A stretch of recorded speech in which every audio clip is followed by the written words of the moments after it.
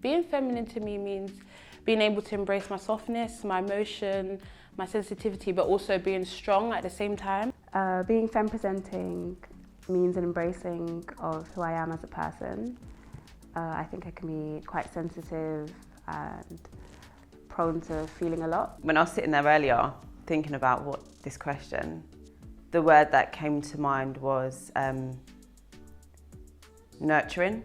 Empowerment, representation, but within a harsh world. So I think the world sometimes needs that femininity and that presence to soften it a bit. Femininity to me is empowering those attributes that are viewed as weak.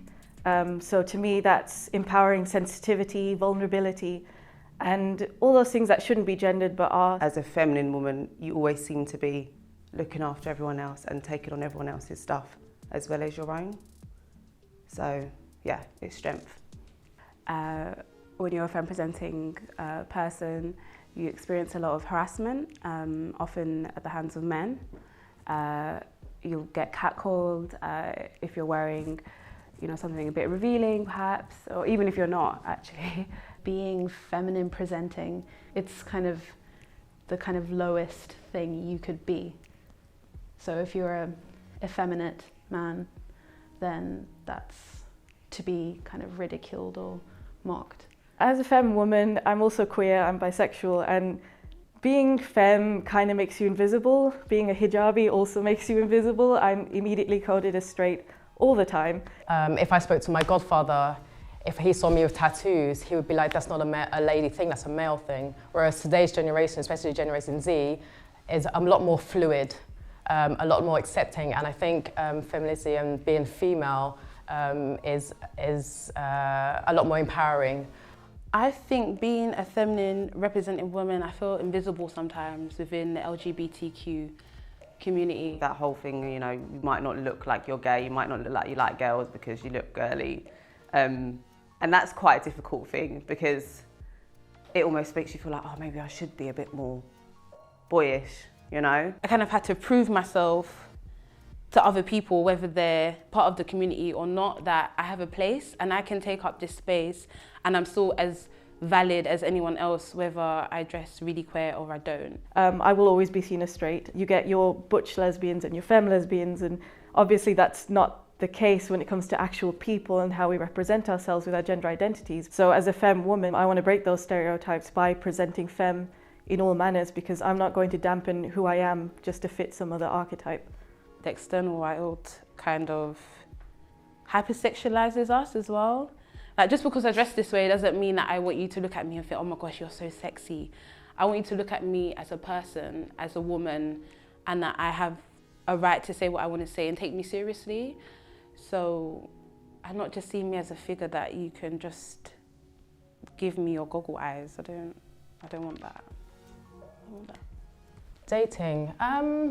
All right. For me personally, I feel that I wouldn't say that a few years ago because my mindset was different. I felt like me being attracted to other femmes, it was a lot harder because a lot of other femmes, for some reason, wouldn't see me as someone they would get with because I wasn't butch enough or stud or whatever. Yeah, it has been quite turbulent.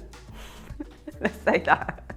Often I think we can do a lot of emotional labour for our partners, and I think sometimes that's perhaps not no fault of their own, but I think femmes are definitely more socialised to take care of our partners, to show up and to hold space for them, perhaps in ways that more masculine people sometimes aren't socialised to do for their partners.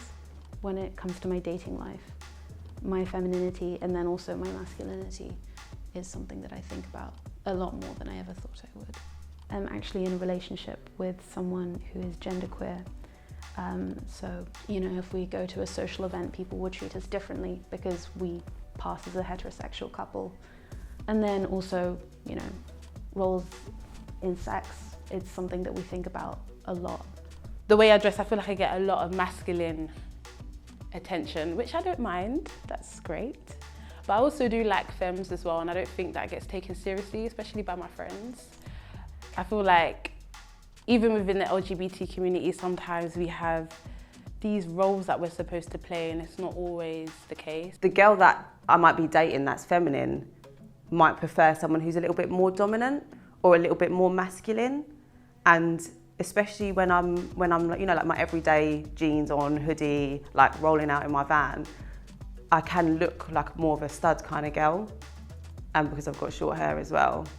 And then when they get to know me, it's like, oh, you're not really that boyish, are you? I'm like, no, not really, not too much.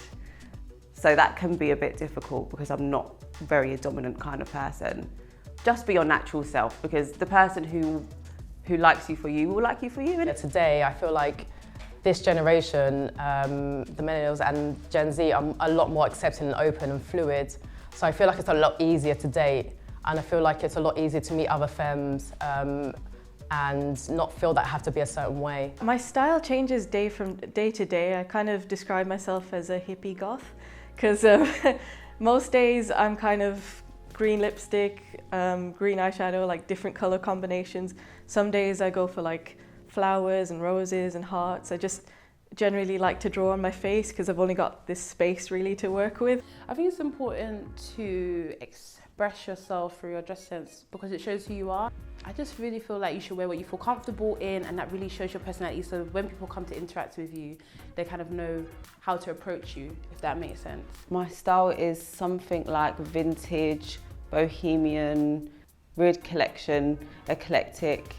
But I'm an environmentalist, so I'll buy near enough all my clothes from secondhand charity shops. For me, a lot of me coming into myself has been having the autonomy to wear what I want. I didn't necessarily have that growing up, and I really enjoy just being able to wake up and put on whatever I feel makes me feel good that day.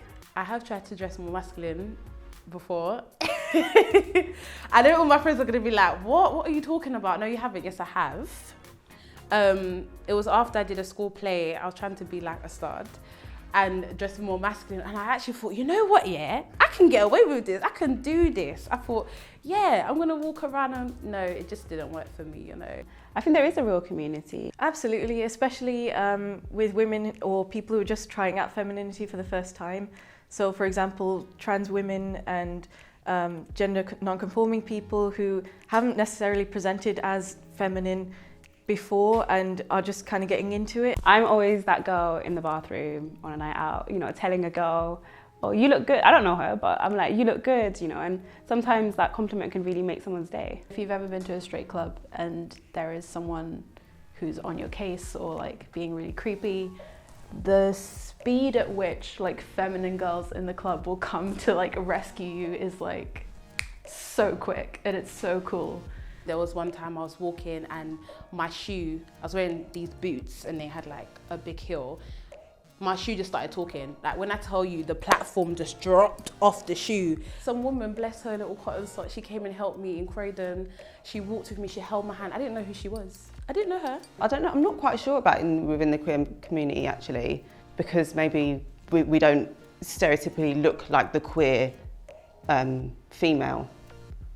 So I haven't felt that there is a community personally. What gives me hope is that femininity is, at least right now, having an insurgence where it's not being viewed as something weak, not something that's boxed in. Like femininity and masculinity are seen as polar opposites and they have very defined traits, and more I'm seeing that flow into each other, and it's like, no, sensitivity is something everyone can have. It's not a feminine trait, it's not something men can't do. And I think if I was talking to my younger self, I'd just say, just do you, because, you know, people are going to stare at you whether you have a heart on your face or not. So, I mean, you might as well put the heart on your face. Something that gives me hope is that tomorrow's a new day. Whenever I'm having a bad day, I know that I can wake up and it's like a fresh slate. I can start new, I can leave my worries in a sense behind, and I can talk to someone. And I hope that people out there, that if they're going through a hard time, they can find someone to talk to. And I'm really about helping others as well as leaning on others when I need support as well. So that gives me hope. a word of advice that I'd give to my younger self would be to live your truth. Like, I cannot express how important it is that, you know, whether you're emotional, whether you're not, live your truth, be honest with who you are. Don't ever see yourself as weak. Don't ever see yourself as someone that's hopeless or helpless. Everyone deserves to be helped. What gives me hope is younger and younger people being more free to kind of have fun with their gender identity. Because I think, you know, the way you present yourself and express yourself, that's gonna lead to a bigger shift. And then in terms of advice, trust other girls more, I think. They're not out to get you. You're all in the same boat, so trust other girls more. What gives me hope? Mostly I would say like seeing my peers succeed. People that are from the same background as me, people that are from the same culture, similar upbringings, and watching them do well and seeing them succeed is just like, yes, we got this. Like, I'm gonna be cool, you're cool, everything's gonna be fine. My younger self, I'd probably say stop apologising and just be yourself, because inevitably it's gonna hurt if you don't be yourself. So just do it. I think what gives me hope is seeing more queer spaces that are for us, like AZ Mag, but yeah, a different variety of spaces, so sober spaces, but also spaces for us to come together, share art and dance.